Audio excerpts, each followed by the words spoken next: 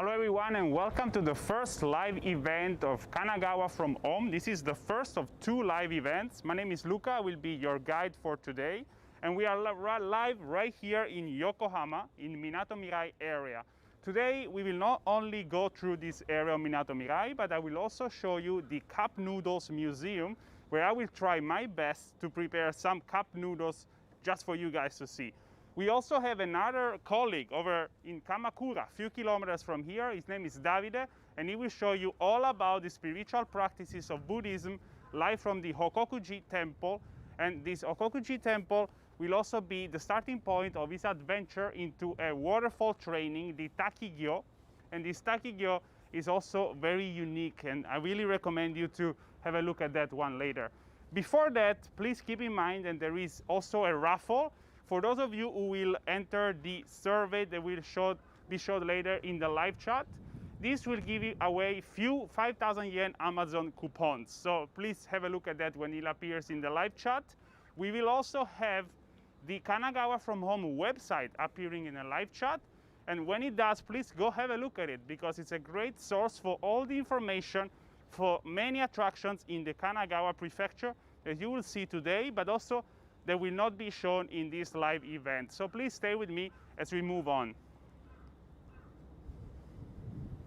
All right, we are right into the Manio Club. Where I'm standing at is the rooftop, where we also have some ashiyu, foot bath, and also this place has an onsen. So it's a great place for those who explore Yokohama all day. You know, there are so many sites around here. There is Chinatown, there is also Minato Mirai, World Porter. So it's a great place to stop and relax. And also it's open 24/7. So you can also come here at night, or if you want to rest in the morning. Anyway, we also have some sites right behind me, and one of them is the Landmark Tower, the second tallest building in the whole Japan over here. Beautiful part of the skyline of Yokohama. And then we have Cosmo World, which is this panoramic giant wheel right here. Alongside with these two sites, we have the most recent one, which is the air cabin. And these air cabins are a perfect spot to view all this area of Yokohama. This is all very beautiful at night as well, with the night illumination, and a perfect date spot for those who want to have some nice romantic strolls across the landscape of Yokohama.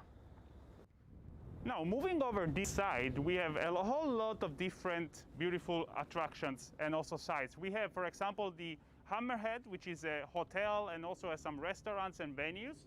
We also have the Bay Bridge of Yokohama, which is one of the most beautiful bridges of Japan. And then over this area, we have some historical buildings. The Akarenge Soho, which is a red brick warehouse, is over there. And then we have the Osambashi cruise ship terminal, which used to be the first entry point for all these ships back in the 1800s. Yes, because Yokohama was one of the first ports to be open to foreign trade after the Sakoku, the closed country period, ending in the 1850s.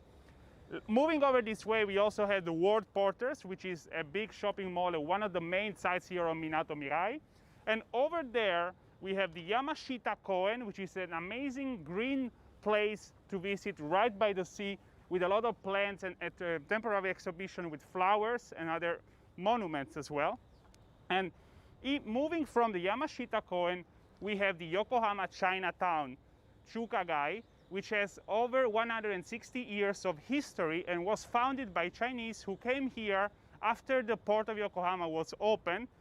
In fact, we also had ferries going from Hong Kong and Shanghai, and this facilitated the process definitely. So that over there is one of the main attractions. We also have the air cabins down here, and you can all see these attractions on the Kanagawa from Home website. So please have a look at that one to get more information and details about everything you are seeing right now.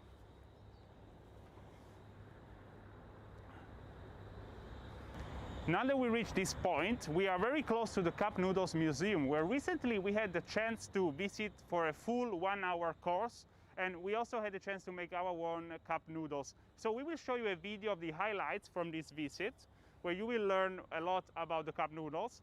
And right after this video, please stay tuned with Davide, where we will go over to Kamakura and see some of the spiritual practices of Buddhism.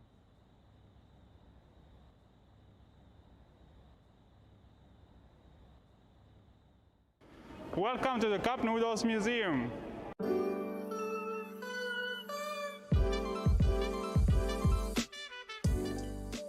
Cup noodles are a type of instant ramen found everywhere in the world today, but where it really started is here, and in 1958 we have the first real type of instant ramen called chicken ramen. Since then, in 1971, we have then the development of the cup noodles, the very first cup, and since then we have thousands of different models that would have come in the years to come.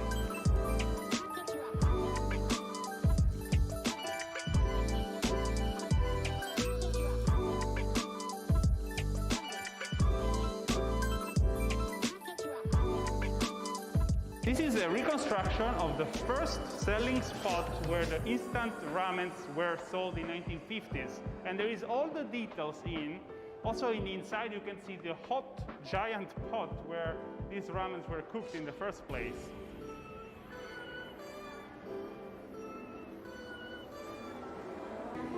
The My Cup Noodle experience, where you can create your own cup noodle, is quite popular. So we recommend you come early so you are sure to get your cup. Here you can choose among 12 different toppings, and for a total of 5,640 different combinations that you can create by combining all these different toppings.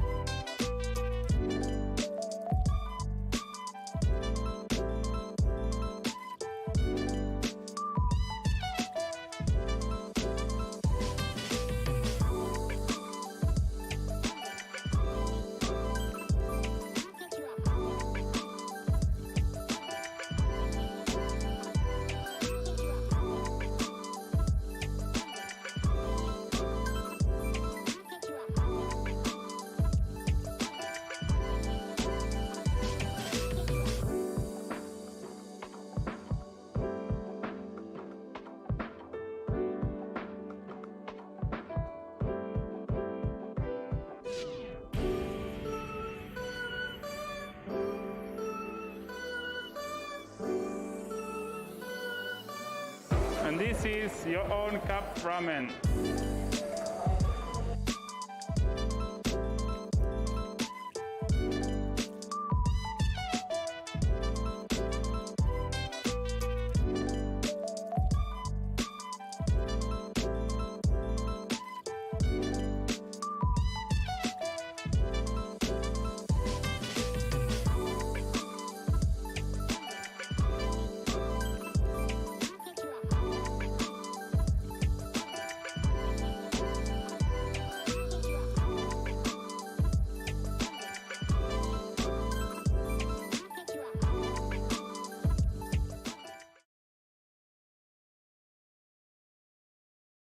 All right, thank you, Luca, and hello to all of our viewers. The Cup Noodle Museum is a great museum, and I hope you guys get to experience it for yourself one day.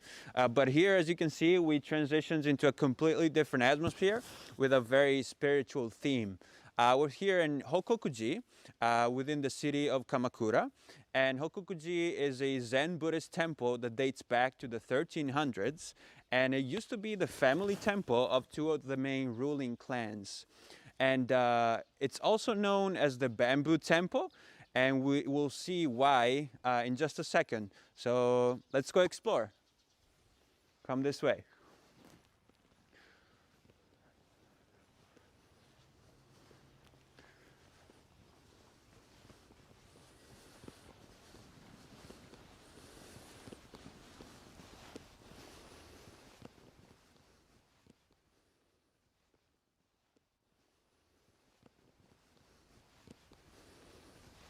All right, now in Something interesting about the temple is that in 1923, during what was called the Great Kanto earthquake, the earthquake caused a lot of damage to many of the structures of the temple, and which fortunately they were rebuilt, and they actually include a big main hall with a statue of a Buddha, as well as a bell tower with a straw roof that's rung during the New Year's.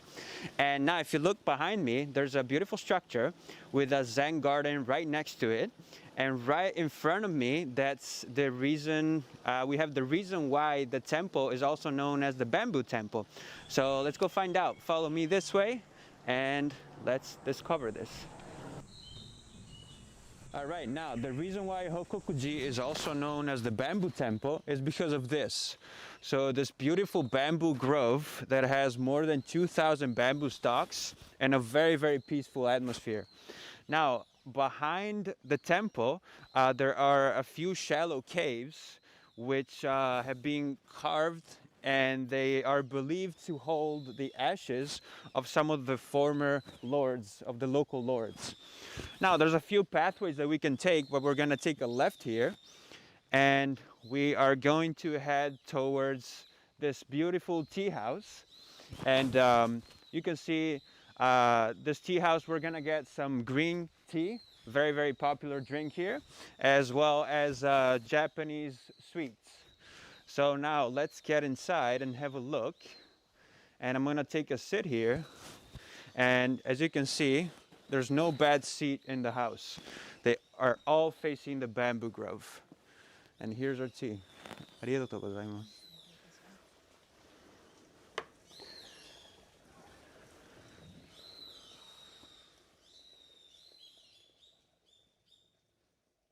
All right, we ordered green tea and wagashi, a traditional Japanese dessert.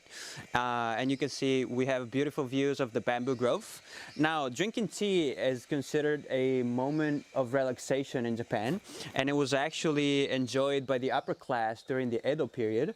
And then as time went on, the majority of the population also started to enjoy it, until the point where green tea started to become one of the most traded goods from Japan to the outside world.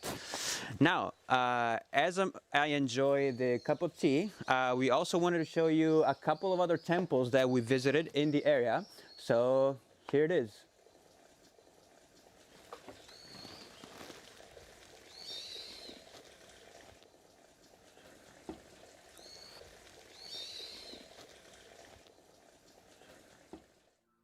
Hasedera Temple dates back over 1,300 years, when Kamakura was the capital of Japan.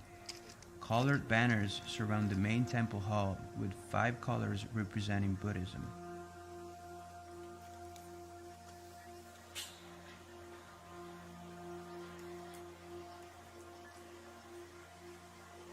The temple is surrounded by bamboo and greenery, as well as ponds filled with Japanese carp.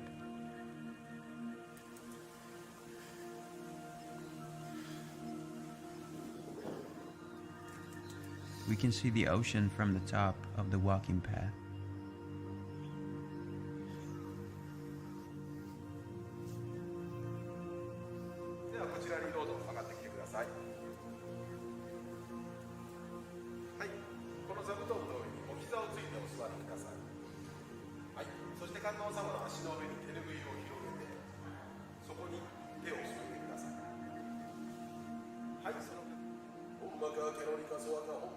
The 11-faced Kannon, the main deity of the temple, is a stone statue that dates back to the original construction.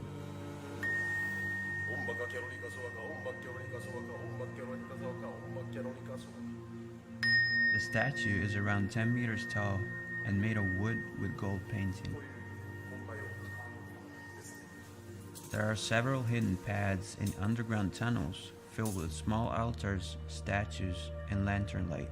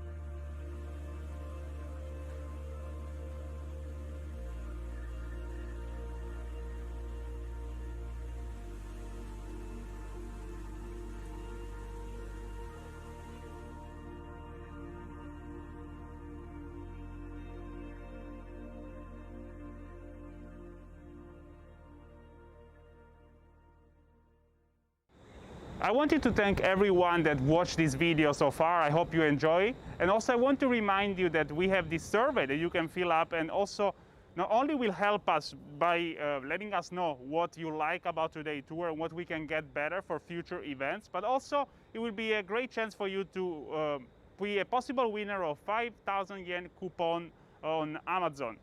Later, as a closing, we also have the back to Davide, the very highlight of this tour, which is the Takigyo experience. And this is a spiritual practice that will have a waterfall, and Davide in fundoshi, the traditional garment which is also worn by sumo wrestlers. And this is a very spiritual training that is set to train your mind, body, and soul in this very, very unique experience.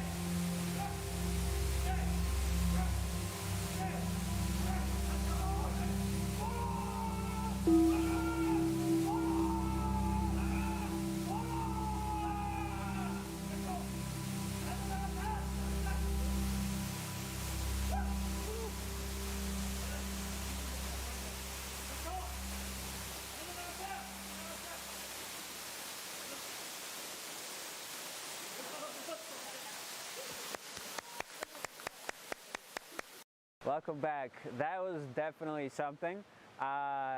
You know, it's hard, first of all, and there's a couple of times where I wanted to get out, but thanks to him, he stopped me and I stayed there until the end. So that was great.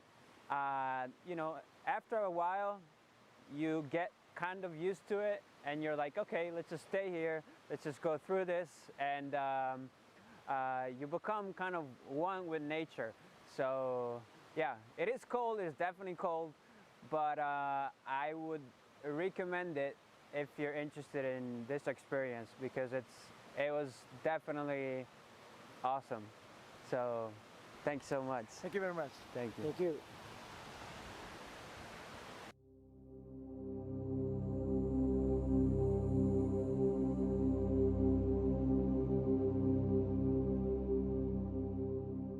Wasn't that an unforgettable experience? Thanks Davide and the local monk for this Takigyo unique full immersion in every sense, right into the waterfall. I want to take some time for answering some of your questions today that came over the live chat. So I have them right here on my phone. First one, there is one about the Cup Noodles Museum, and it's about how often do Japanese people eat cup noodles? Let me think about it. Yeah, this is interesting question. I guess it would depend about the age group and the time of the year. I would say in the winter probably it's more consumed because it's a nice warm food, not in the summer where it's very hot outside. Normally students consume these in large quantities, especially right before exams when they don't have time to prepare dinner and they just go over some quick instant food, which is also very delicious. And I would say on average an adult Japanese person would consume this a couple of times a month, not more than that, but definitely it's one of the most popular Japanese food. Next, over the Kamakura area, we have a question about the temples. How many temples are there in Kamakura? All right, this is an interesting question, and thanks for the question. Kamakura was one of the first capitals of Japan. So it has a huge history that spans over 1,300 years. It was capital, in fact, from 1885 to 1333 for over 100 years. And not only in this time, but also later on, many temples and Shinto shrines have been built. To be precise, we have about 65 Buddhist temples and 19 Shinto shrines in Kamakura today. I think we have a time for one more question. Let me see what I have here. So about the Takigyo experience, the one we just saw, what the water felt, and would you recommend the experience? All right, I will speak for Davide for this one. I would definitely recommend the experience. We did it here now in November, so the water was very cold, and I think you can see on Davide's expression face, it was pretty intense, but definitely the best seasons would be the spring and also the autumn, the fall, September, October, when the water is abundant and you can get a really strong sense of cleansing your soul, your mind, your body. So definitely something recommended for those who want to push themselves and into this very traditional Buddhist practice.